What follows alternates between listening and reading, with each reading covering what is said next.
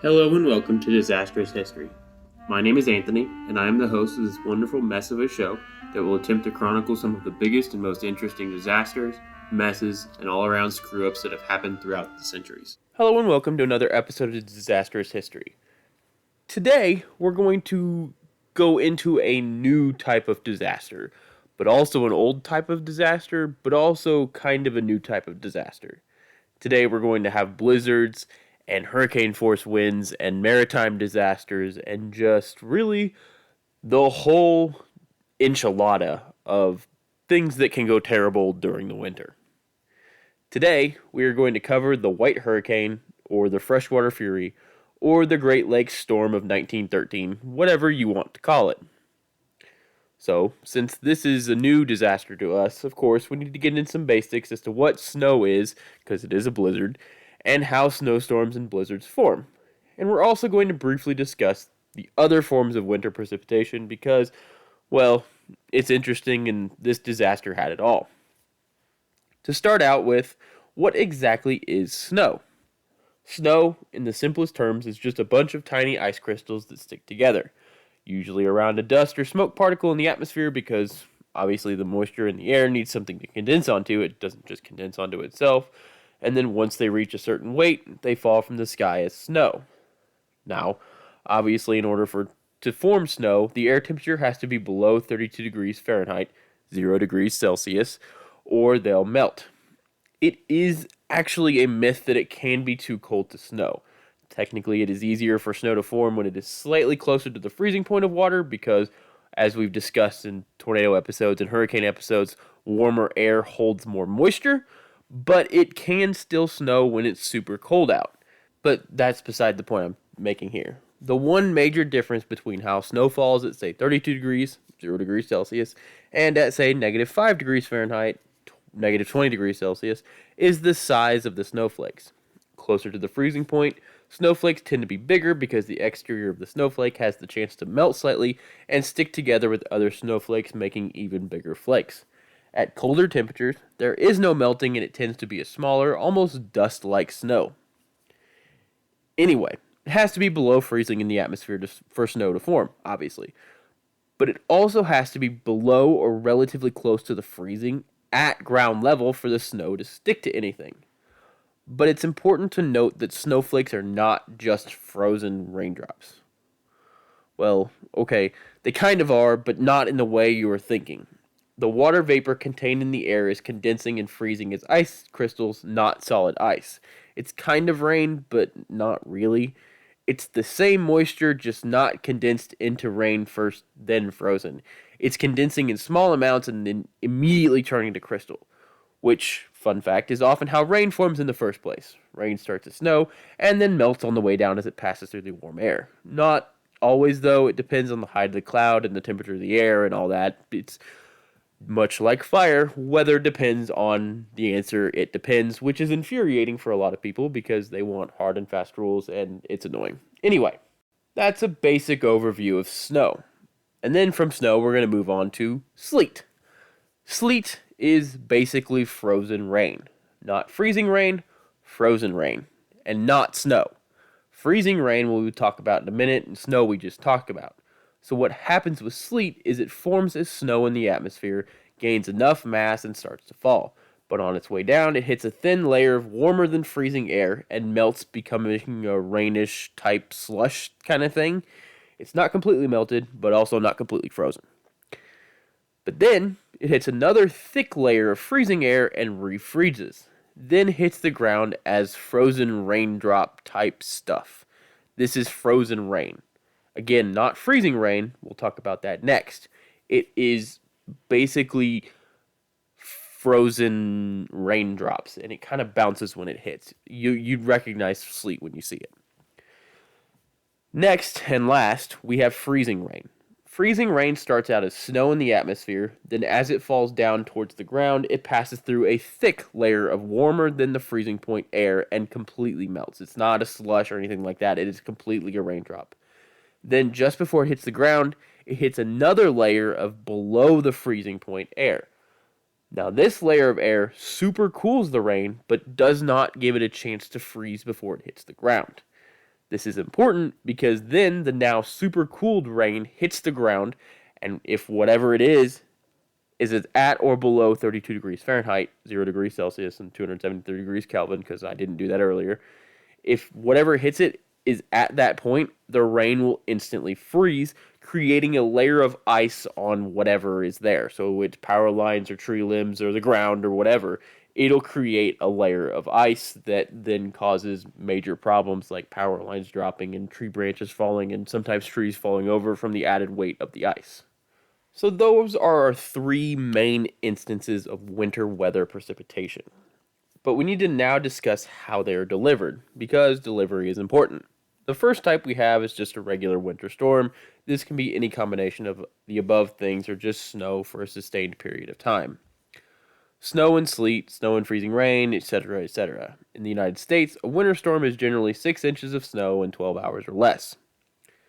The next we have is an ice storm. An ice storm is basically an amount of ice greater than a quarter inch or 6 millimeters on anything that is exposed.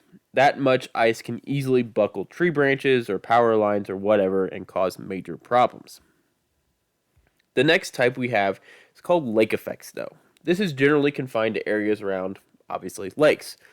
This occurs when a cold air mass that is dry passes over a large body of water that is warmer than the air. This warmer portion also warms the bottom of the air mass, and water vapor is drawn up into it, which then condenses into snow and dumps on the downwind side of the lake. Lake effect snow often occurs in conjunction with thunder snow, which is when there is greater instability in the atmosphere and you get some creation of lightning and thunder, which is massively cool and a good band name. And finally, we have blizzards. Now, there are two types of blizzards. There are regular blizzards and what are called ground blizzards. So a regular blizzard is a snowstorm with the snow falling from the sky and sleet and freezing rain and all that, but with winds of at least 35 miles per hour. That part is important.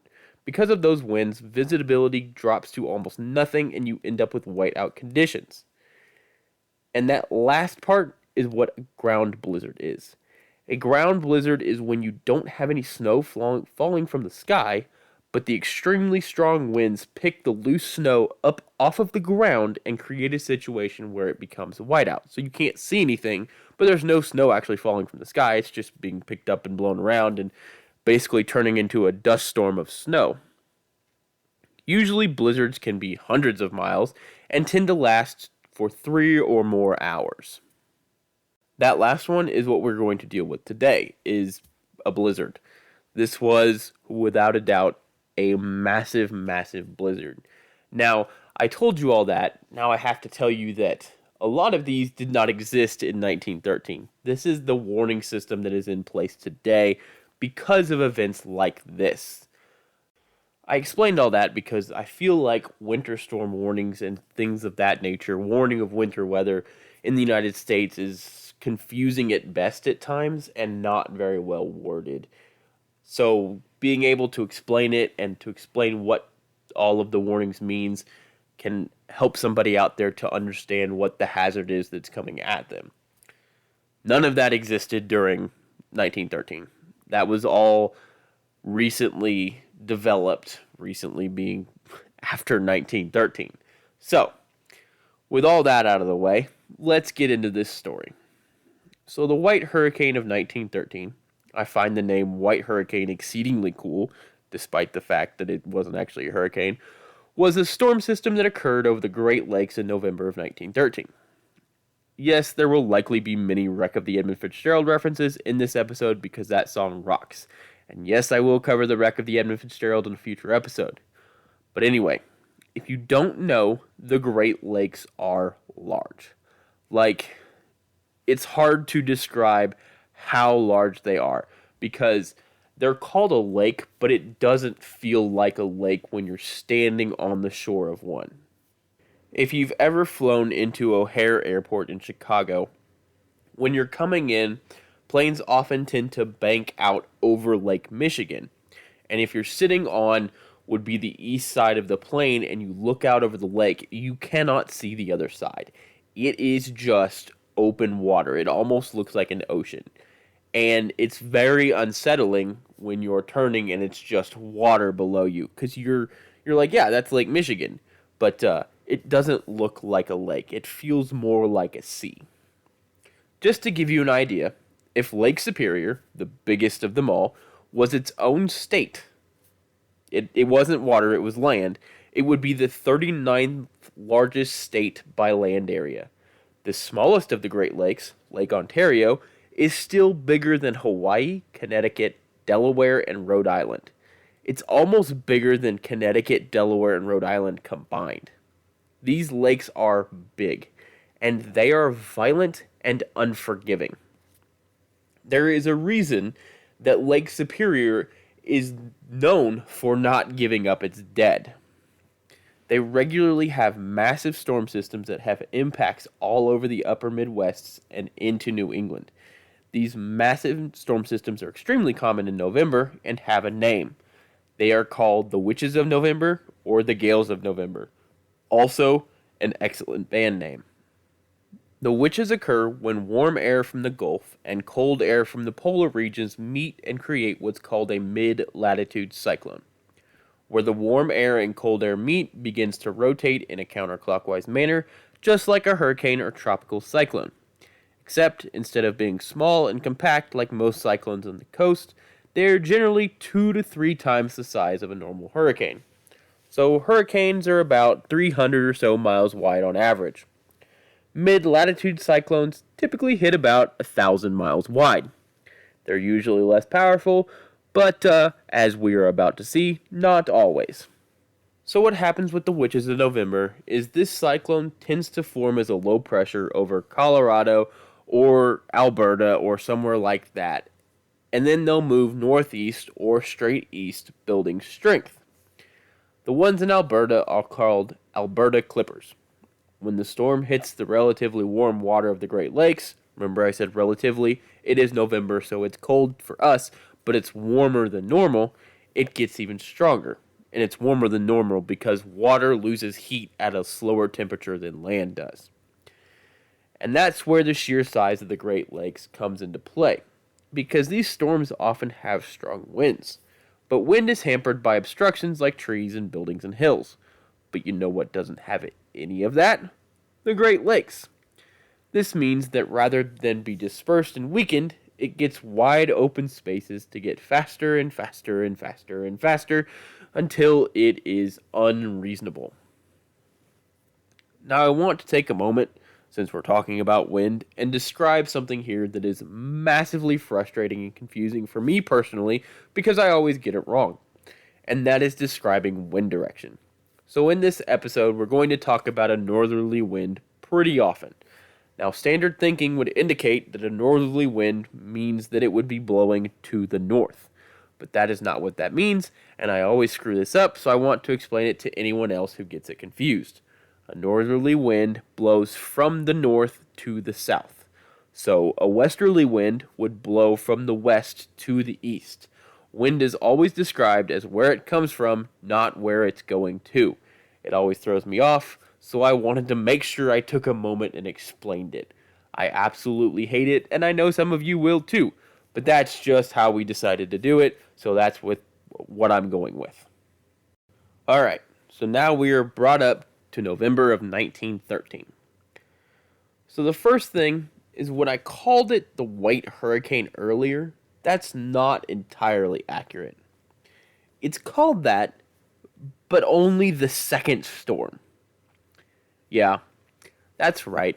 It's actually 2 storms all rolled into one.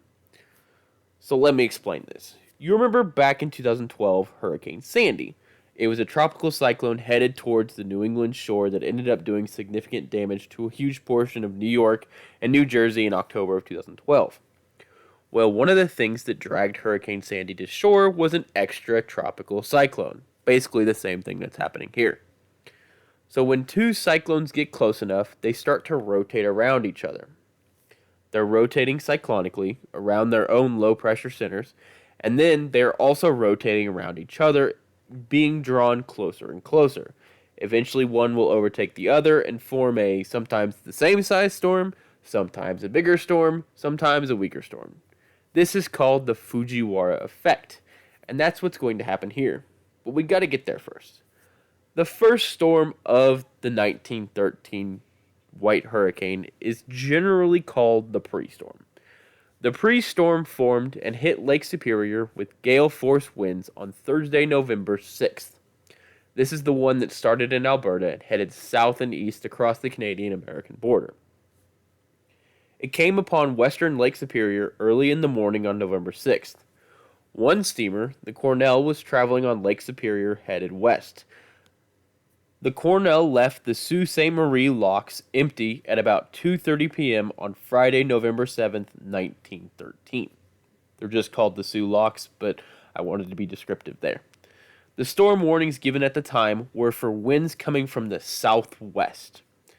By midnight on the 8th, the Cornell was traveling with the wind and was experiencing some rough waters with significantly high waves.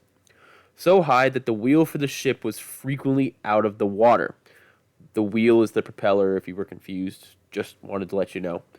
But the wind was still reported at the time by the Cornell as light from the southeast at that point. So why the rough waters? We know that waves on the Great Lakes are caused by wind. If the wind is light, where are the waves coming from? Unfortunately, the men aboard the Cornell were about to find out just why the waves were so large, and it was going to make their lives hell for the next several days. But let's not get too far ahead of ourselves yet, because there's another ship that was on Lake Superior at the same time I'd like to tell you the story of. The SS L.C. Waldo. The Waldo was a 472-foot steamship headed to Cleveland full of ore when she set out on November 7th, 1913. There were 22 men on board, 2 women, and the ship's dog. Not long after they left Two Harbors, Minnesota, they ran into the rough seas the Cornell were experiencing coming the opposite way. They were trying to fight this storm, but are essentially traveling with it, not going into it and out the other side. Quick side note, the name of the dog is not listed in any sources, so I'm very sorry to tell you I don't know what the dog's name was. I do know the dog existed, though. So when the Cornell and the Waldo and other ships on the Great Lakes left wherever they were on those November mornings of the 6th and the 7th, they had left with the warning that there was a storm on the way, and it would be accompanied by gale force winds out of the southeast and out of the northwest. Now let's stop for a moment and think about that. You're the captain of a big ship hauling iron ore across these giant cold lakes. You've got to worry about your safety and the safety of your crew, as well as the safety of your cargo. You get a warning for gale force winds from the southeast early and the northwest late, and you know that waves on these lakes are caused by wind. So where are you going to take shelter until the winds pass? That's right, along the south and east coastlines. Your goal is to keep that boat in the water. If the wind is blowing from the southeast, even if you break off and are blown out, you're going to be blown out into the water, which is where ships belong. There are stories from as long as seafaring has been a thing, of ships being blown into shore and dashed against the rocks, killing everyone on board. You don't want that to be you. So that's what these ships did. Many of them took shelter on the eastern Michigan shoreline and on the southern part of Lake Huron, as well in the southern part of Lake Superior. This would end up being, well, bad. But we're not there yet. We're still in Lake Superior with the Cornell. So when we left them, it was 12 a.m. on Saturday, November 8th, 1913. The waves are rough. The propeller is frequently out of the water, which I don't have to explain why that's a really bad thing. And things are just overall weird because the wind's coming at them from behind them, but the waves are coming at them from the front. Right up until about 2 a.m., which is when the wind shifted around from blowing from the southeast to blowing straight at them from the north. And it wasn't a light wind. It was a gale force wind, which I want to remind you is at least 31 miles per hour. And remember, this is still the pre-storm. Accompanying this newfound gale force wind from the opposite direction of where they had been experiencing it just a little bit before were white-out, blinding blizzard conditions. It was heavy, heavy snow. It wasn't dust or anything like that. It was thick, heavy snow. At the time, they were sitting about 89 miles north of the shore in Lake Superior. And this is when things went from bad to worse. You see, in a massive storm on a body of water, you want to keep the front of the boat pointed towards the waves. You basically want to plow through them. If you get pushed sideways, the wind and the waves can and often will conspire to flip your boat over, which is obviously never good. The reason for that is because sideways you present a much, much larger surface area for wind and water to hit and a much more narrow body to flip. So I want you to think about this. If you have a stick and you have it in water, if you turn it sideways and you try and spin it, it's going to spin fairly easily. Now if you turn it long ways and you try and flip it long ways, it's going to be much more difficult. It's basically the same thing with the boat.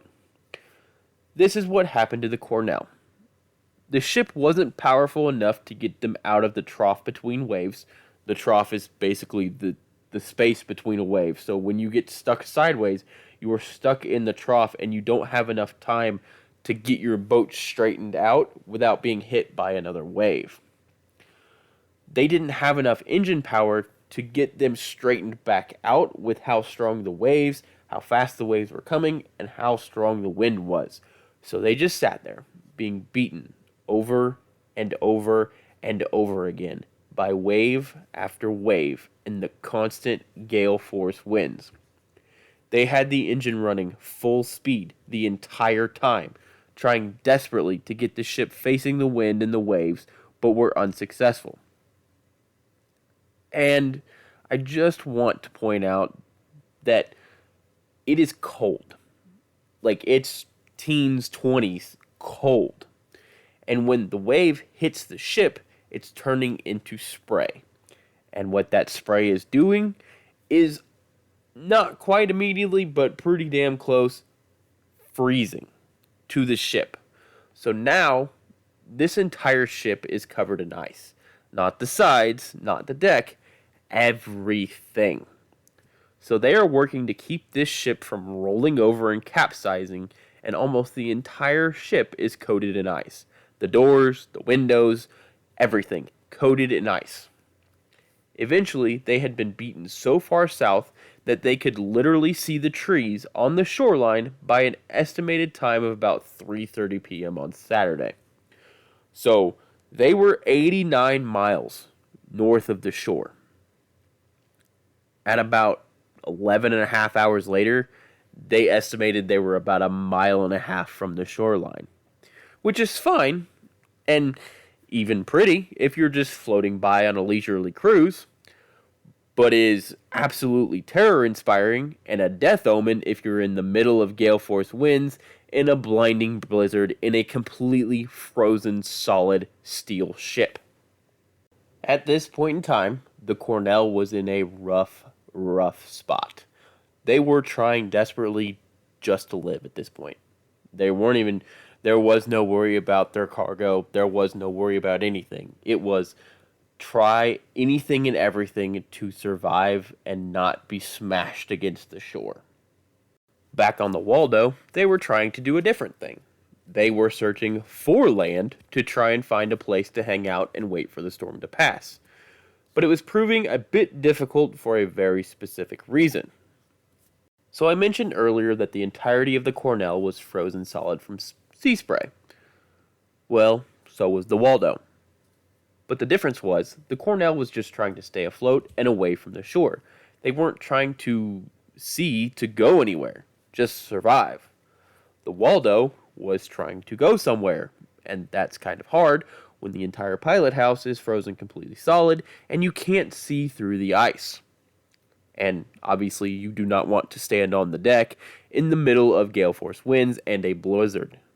So the captain of the Waldo, John Duddleson, was steering entirely by compass, sheer determination, and hope. He was headed for Manitou Island just off the coast of Keweenaw Peninsula on the southern shore of Lake Superior. But Lake Superior wasn't going to give up and let them escape that easily. And neither was the pre-storm/white hurricane. As they got closer to the peninsula, remember he's steering entirely by compass without being able to see anything, Lake Superior threw down a wild card. There is a phenomenon on Lake Superior known as the Three Sisters. It's said to occur when three huge waves, said to be double the size of normal waves, strike one right after another.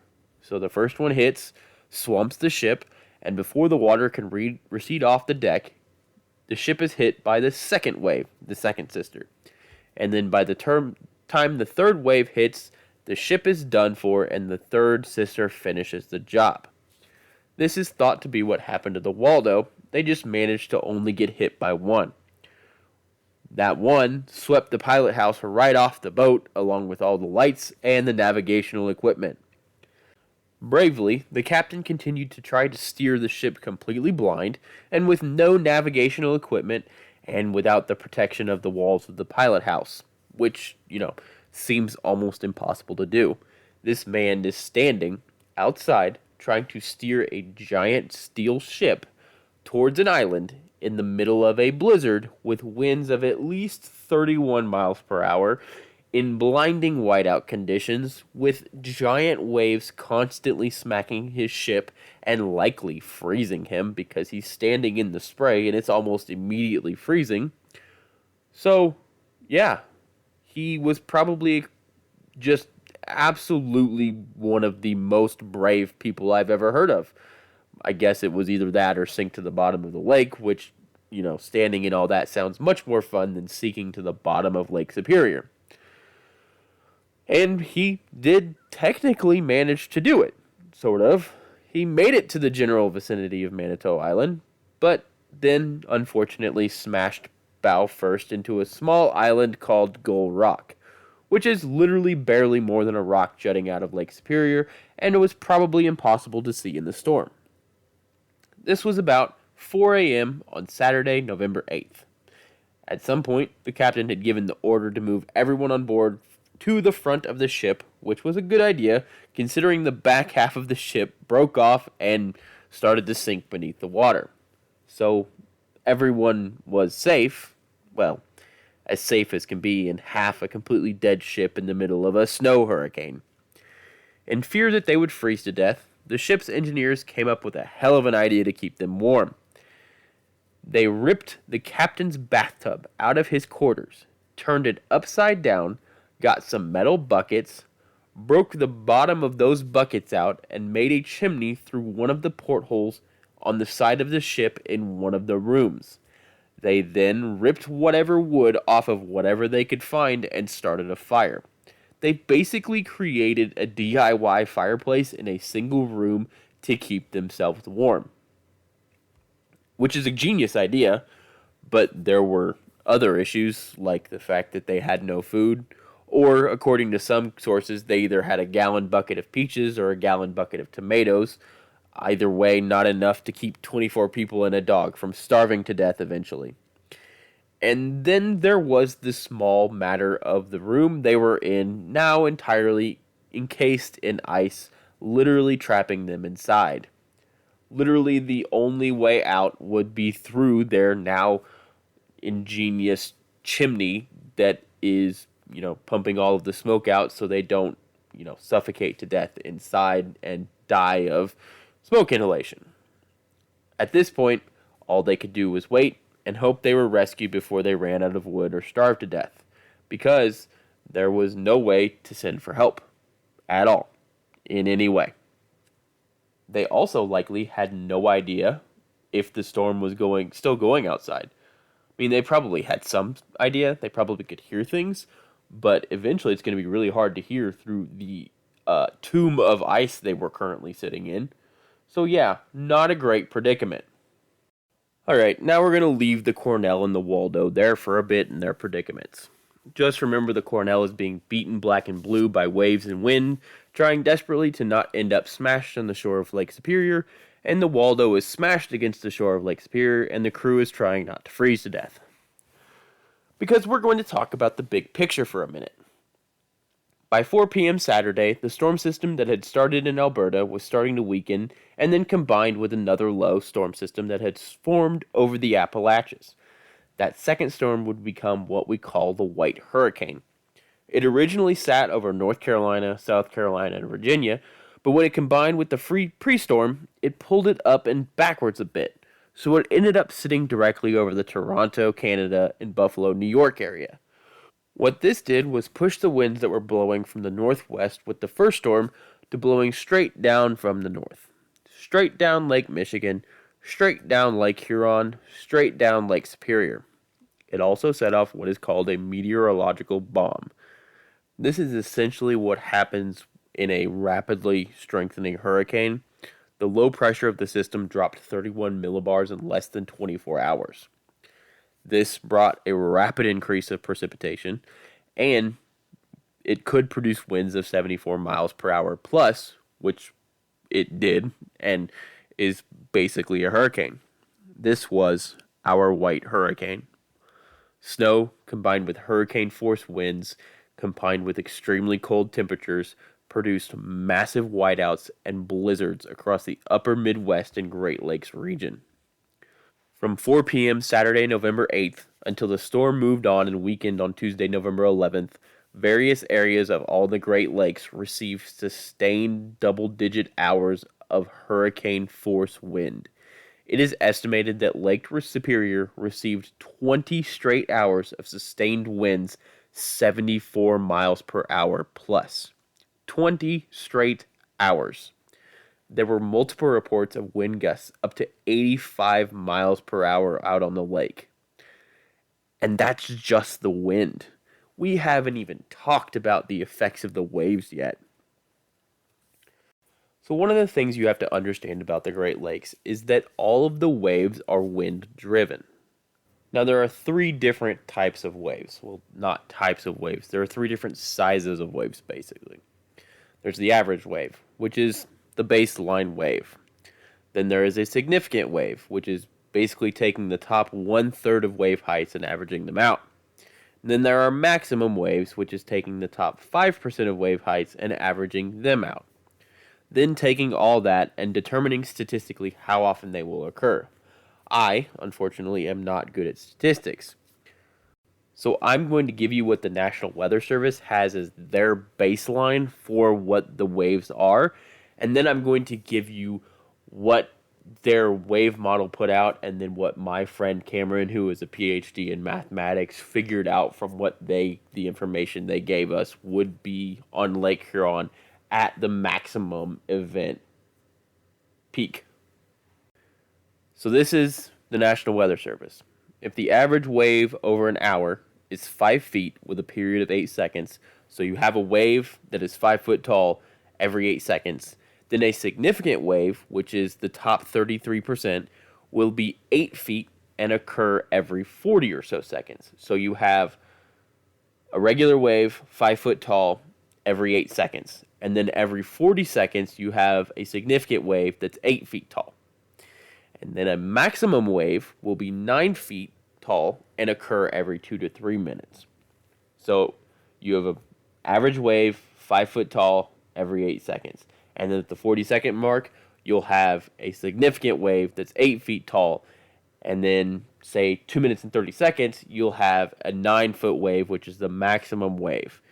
So that's like a baseline, here's how it works kind of description from the National Weather Service. Now, at their maximum power in Lake Huron, the maximum waves, like the very top waves, were as high as 36 feet. So assuming that's the highest they got, 36 feet, and they were occurring every 3 minutes and 20 seconds, which is bad, don't get me wrong. But that's just the absolute worst of the worst.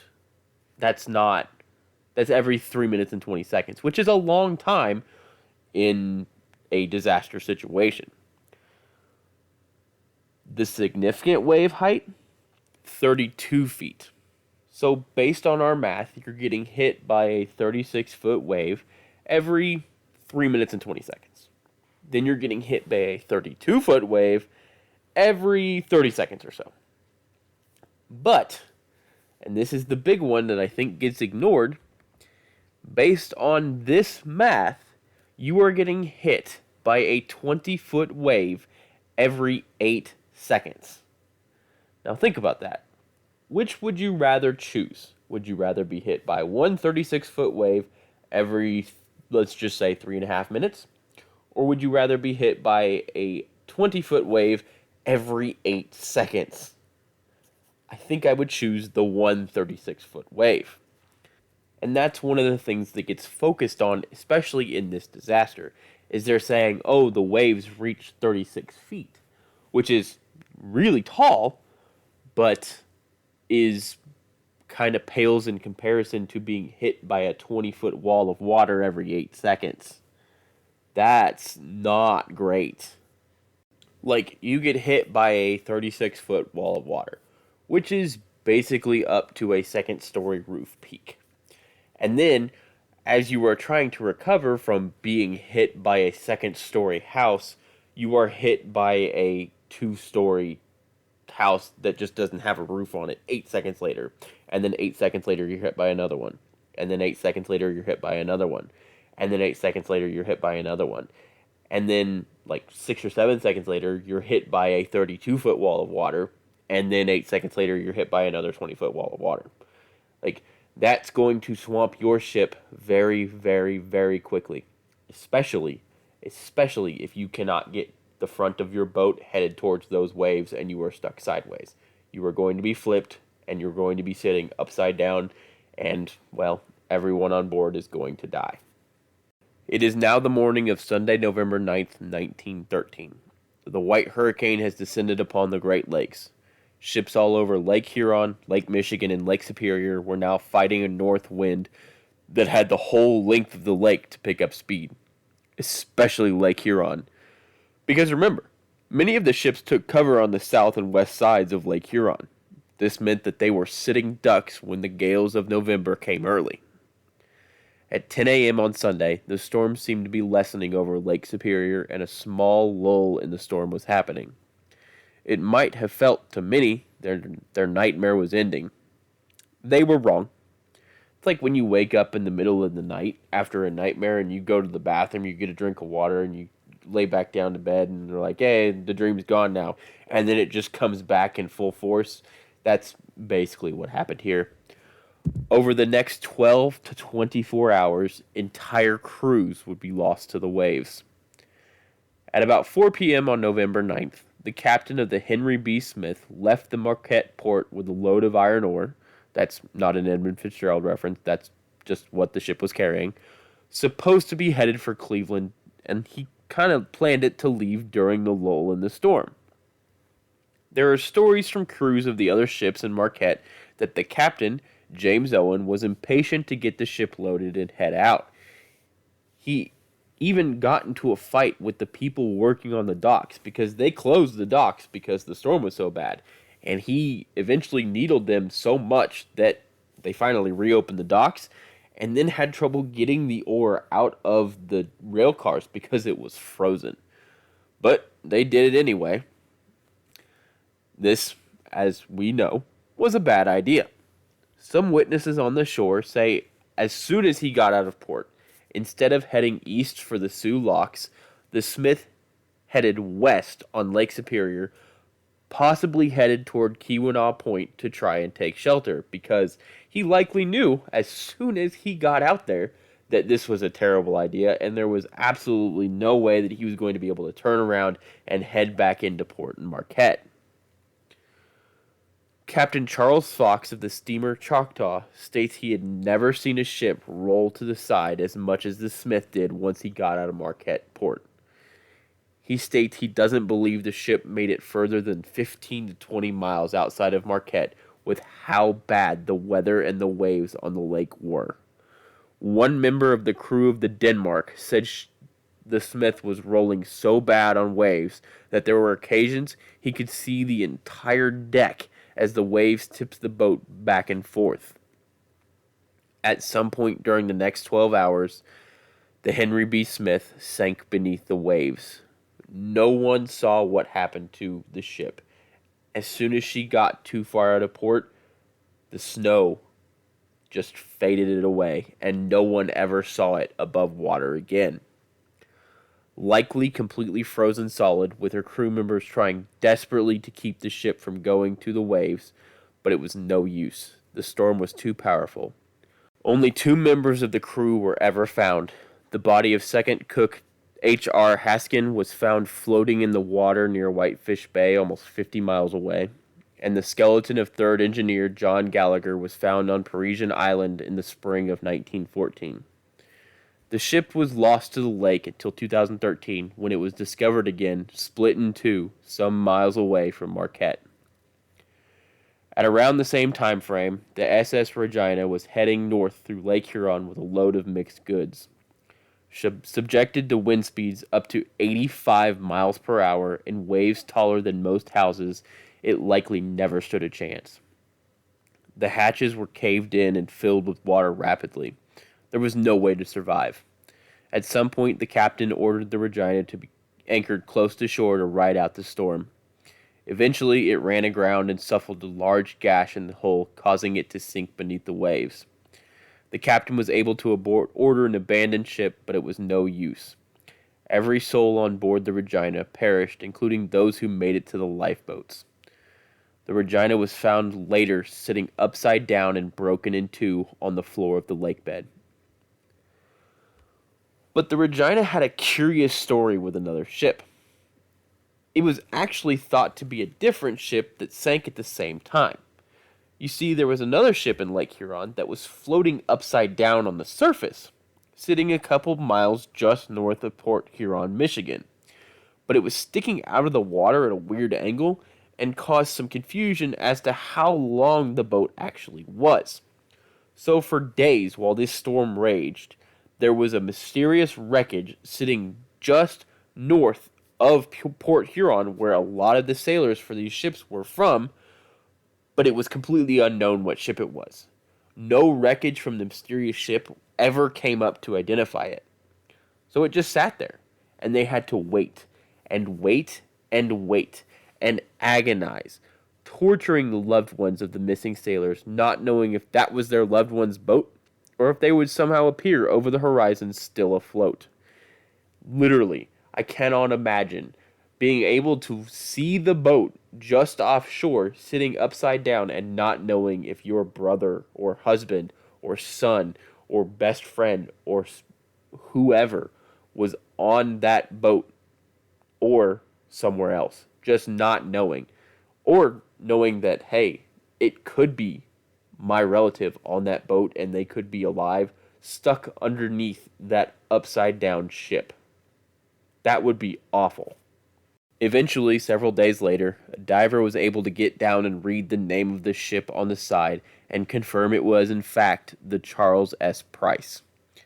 All men aboard the ship perished, most likely when the boat flipped over.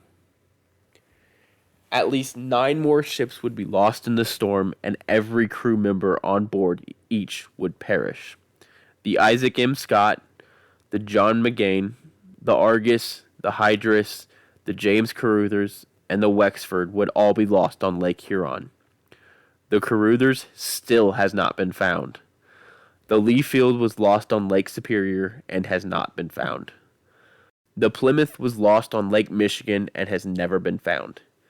And the Buffalo was lost on Lake Erie, but was later refloated and refitted. Every single crew member on each of these ships lost their lives during this storm. But this storm wasn't done yet. Late Sunday evening, the low began to shift northwestward and brought hurricane-force winds back to Lake Superior and Lake Michigan. Because of course it did. This was the storm that would never end, after all. By 4 a.m. Monday morning, the low had shifted even further westward, and the hurricane-force winds were now sitting over Central Superior and Lake Michigan. One boat on Lake Superior registered a wind speed of 100 miles per hour in central Lake Superior. And I guess this is as good a time as any to pick back up our cliffhanger with the SS Cornell fighting desperately not to end up like the Regina, upside down, broken in two on the bottom of the lake bed. Around 3 p.m. on Sunday, the wind lessened enough for the Cornell to get away from certain death that was the shore of Lake Superior after having fought the entire time since about 4 p.m. on Saturday. Oh, and another thing I need to mention real quick, the men in the forward portion of the ship couldn't get to the rear portion of the ship where all the food was because it wasn't safe to walk. So they went almost 24 hours with absolutely no food, while trying to prevent being smashed to bits and sank in freezing cold waters of Lake Superior.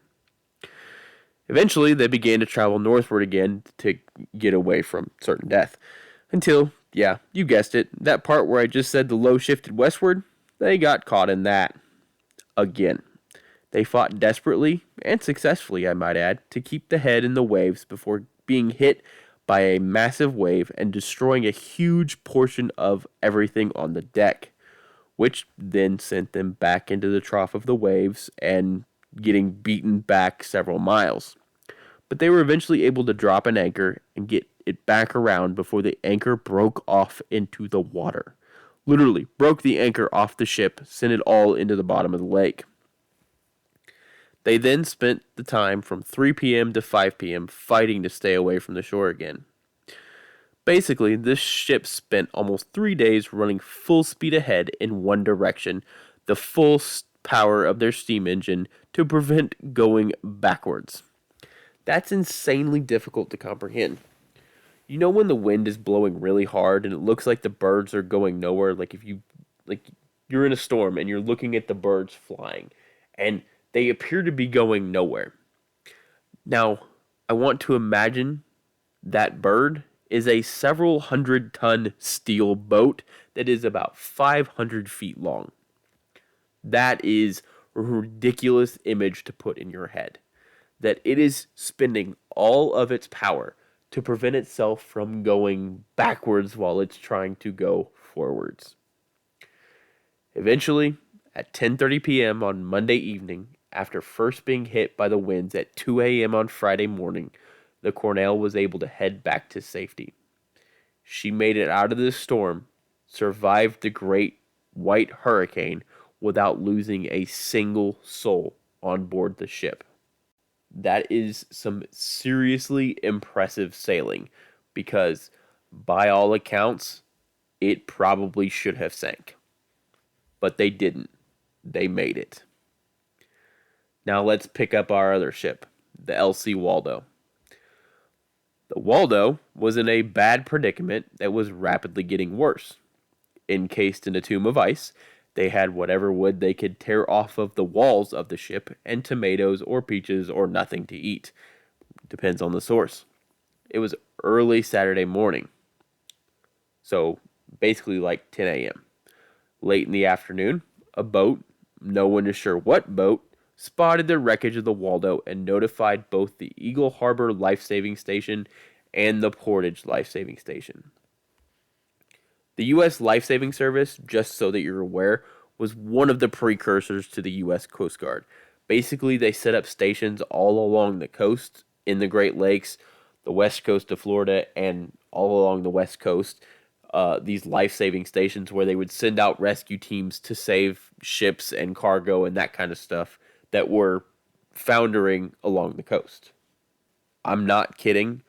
Their unofficial motto is, and this is a direct quote, "You have to go out, but you don't have to come back." Which is just an absolutely awesome motto, not gonna lie. And that's what they did. The Eagle Harbor Station was closest, so they immediately geared up to head out. One minor problem, though. The Eagle Harbor Station had two boats. A big 34-foot boat and a smaller 26-ish foot, barely bigger than a dinghy boat. Logic would say they should take the big boat, right? With all this wind and waves and all that, bigger the boat, less chance you're going to capsize. Yeah, that's the problem. The 34-foot boat was broken and out of commission. Obviously, they weren't going to let the Waldo just sit there and the crew freeze to death because their motto is literally you have to go out, but you don't have to come back. So they were going to save them or they were going to die trying. So they took out the small boat. Captain Charles Tuckler and some of the other members climbed into the boat and headed out, knowing full well they were very likely were not coming back and were about to be the next victims of the storm. And remember that this is during the worst part of the storm. This is when those 100-mile-per-hour wind gusts were recorded in the center of Lake Superior. And Keweenaw Point is in the center of Lake Superior. So they are going out in the worst of the worst this storm has to offer. They did not make it far before the boat became essentially a block of ice. They made it 8 miles. They needed to go 32 miles. When they got back to the station, they had to be literally cut out of their seats because they were frozen to them. Like, literally, all of the crew had to get little axes from inside, from the people that were still in the station, and hack them out of their seats because they were frozen to them. But that did not deter the Eagle Station life-saving crew. The mechanics worked round the clock to get the big boat working again and managed to get it out at 3 a.m. on Sunday morning. The Portage crew, meanwhile, realized they could not get to the Waldo going around the point, so they decided to take the inland route instead. Both crews arrived within hours of each other, covered in ice and trying desperately to get close to the Waldo to allow for rescue, which, again, is going to be ridiculously difficult because 20-foot average waves and, 85 to 100 mile per hour winds and completely covered in ice, so really hard to steer or see, and also the middle of a blizzard, so again, still really hard to see, and this boat has already smashed itself against rocks, so you also have to worry about smashing yourself against rocks and sinking and everyone on board your rescue ship dying, and then that rescue ship having to be rescued by another rescue ship, which could also become damaged, and it's a whole struggle. But thankfully none of that happened because they were able to get tied off and onto the deck of the Waldo. And this presents our next predicament. They're on the deck of the Waldo, which is frozen solid. What is ice when it's frozen solid? Slippery. So, there are reports that several of the life-saving crew members took their shoes off and walked across the deck of the Waldo on the ice in just their socks because it gave them better traction. And then we have our next issue. The area that the crew of the Waldo were in was frozen solid. So, they had to sit there while the crew inside the Waldo hacked at the ice on the door, and the life-saving crews hacked on the ice on the outside. After several hours, standing in a literal snow hurricane, freezing sea spray, and 70 to 80 mile per hour winds with temperatures in the teens and 20s with white-out blizzard conditions and snow, they rescued all 22 men, both women, and the ship dog. Yes, that's right, the puppy made it through alive. I know that's the part you all were hanging on. I can confirm that the ship dog made it through the storm alive and safe. For their extraordinary efforts in trying to save the crew of the LC Waldo, the Eagle Harbor crew and the Portage crew both earned the gold medal, which is the highest medal you could receive with the U.S. Life-Saving Service. On Monday and Tuesday, the low finally started to weaken and move off to the east, leaving in its wake 12 ships who lost their entire crew and nearly 250 dead sailors, many of whom were never found. Now, it's true that a majority of the damage of the storm occurred out on the lakes. That's where it was strongest, that's where the winds were worst, that is where most of the disaster took place, but not all. There was also significant damage on land. Cleveland received 22 inches of snow in 24 hours, as well as hurricane-force winds coming off of Lake Erie. Power was lost for days up and down the shores of Lake Superior, Lake Huron, Lake Michigan, and Lake Erie. There were many deaths on land that were likely not recorded, so the 250 death toll that is often given is usually just reserved for those deaths that occurred out on the Great Lakes. there were likely many more deaths on land that just weren't recorded with the storm. The blame for the loss of life and the loss of that many ships was placed in many different locations. One of the main ones, in my opinion, was the fact that such large ships with large cargoes often only had one engine, which was not even remotely close to strong enough to be able to fight against the strength of the storm. A ship the size of the Cornell, 474 feet long, should not have been being pushed backwards by wind and wave. Blame was also laid at the feet of the U.S. Weather Bureau for what was confusing and sometimes contradictory storm warnings. The truth is, though, they didn't really have the ability or technology to adequately predict the storm that was coming. Now, they absolutely could have put out better, storm warnings or more forceful storm warnings so that many ships weren't caught out on the lakes, but they didn't, and it probably led to some of the issues that occurred and the loss of some of the ships.